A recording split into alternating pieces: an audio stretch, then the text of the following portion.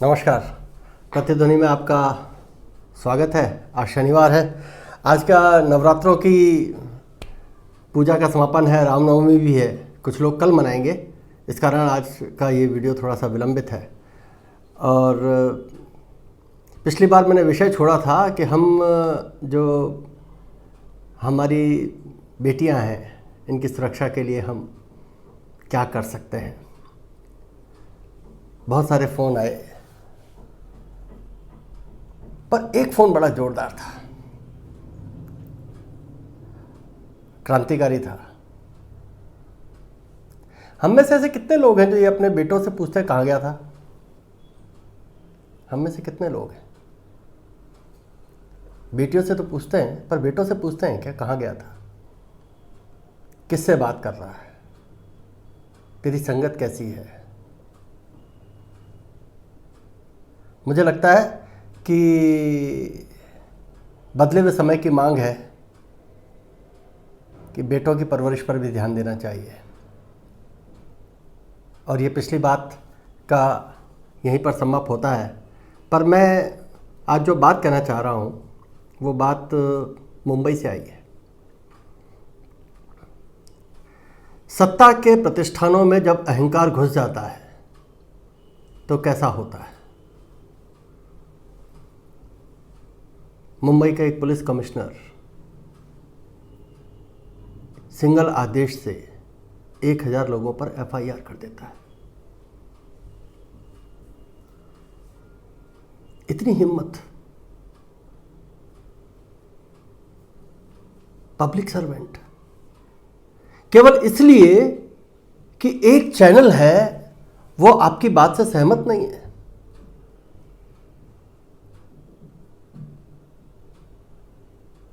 और वहां की सरकार मूक दर्शक बनकर के देखती रहती है।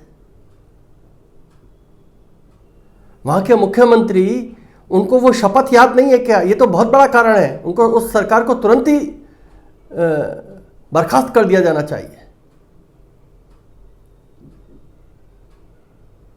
जो सरकार अपनी प्रजा के साथ भेदभाव करे। शपथ में तो ये नहीं था कि मैं अपने पूर्वाग्रहों से युक्त होकर के लोगों के साथ बर्ताव करूंगा, ये तो नहीं था। और जितने मीडिया हाउस है, इन सबकी ये प्रतिस्पर्धा के चलते और बेशर्मी वाली चुप्पी। सांप भी जो होता है वो सांप को नहीं काटता। पर ये क्या हो रहा, हो क्या रहा है ये? क्या महाराष्ट्र के लोगों ने इसलिए वोट किया था? सत्ता सेवा के लिए होती है या सत्ता शासन के लिए होती है? बाला साहब ठाकरे का नाम लोग लेते हैं, वो कभी किसी पद पर नहीं बैठे। उनकी आक्रामकता किसी से दबी और छुपी भी नहीं थी। उनका इकबाल इतना बुलंद था कि लोग सामने जाते थे तो नजरें नीचे हो जाती थी। एक फिल्म एक्ट्रेस ने कुछ बोल दिया तो उसका घर तोड़वा दिया। एक चैनल आपसे सहमत नहीं है तो आपने उसके पूरे चैनल के 1000 लोगों के ऊपर एफआईआर।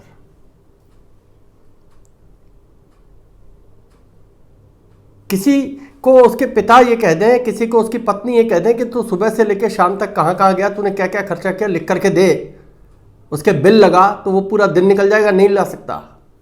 12 घंटे में आप 4 साल का लेखा जोखा मांग रहे हो। इसे राजनीति कहते हैं? ये राजनीति तो नहीं है। महाराष्ट्र में मंदिर नहीं खुलने दे रहे, ये राजनीति नहीं है।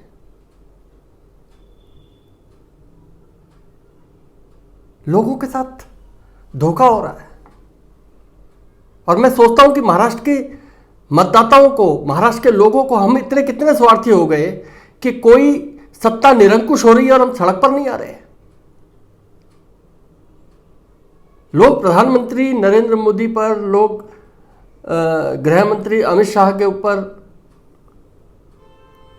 सत्ता के दुरुपयोग का आरोप लगाते हैं, पर सोशल मीडिया हो जाए, चाहे प्रिंट मीडिया हो जाए, चाहे इलेक्ट्रॉनिक मीडिया हो जाए, क्या क्या नहीं बोला गया, कितने झूठ और कितने भ्रम नहीं फैलाए गए,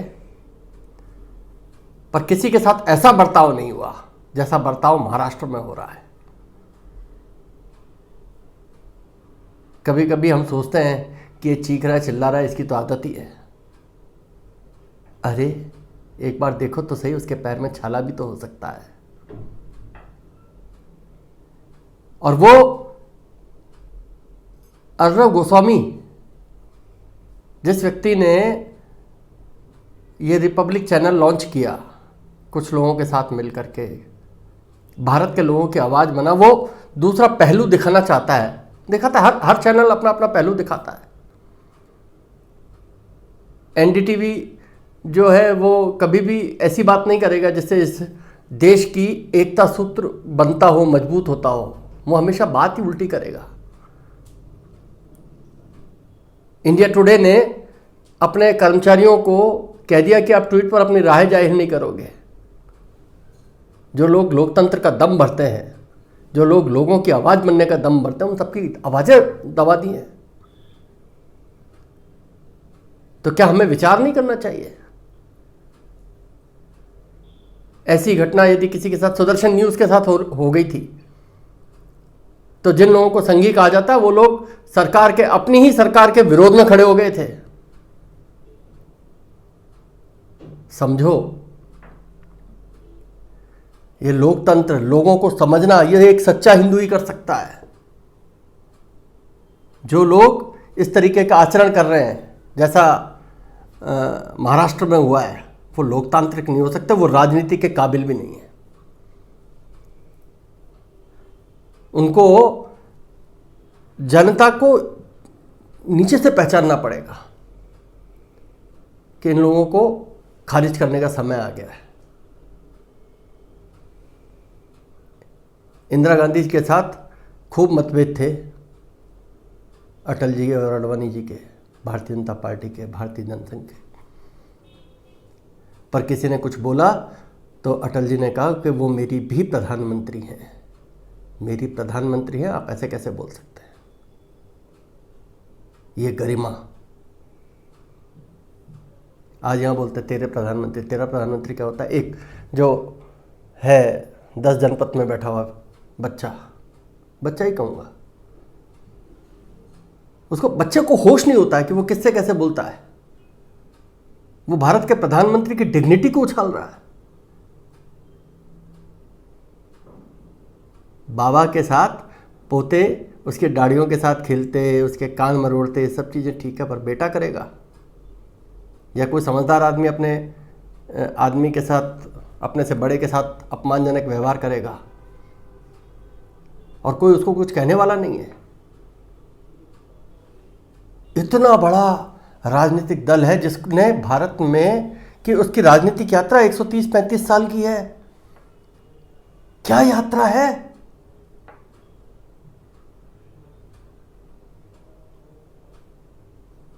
मतलब मैं कल एक पिक्चर देख रहा था, न्यूज़ देख रहा था। उस न्यूज़ में तेजस्वी यादव राहुल गांधी को ट्रीट कर रहा है, यहाँ आओ, ये बैठो, ऐसे करो। क्या स्थिति हो गई है कांग्रेस की? मुझे दया आती है।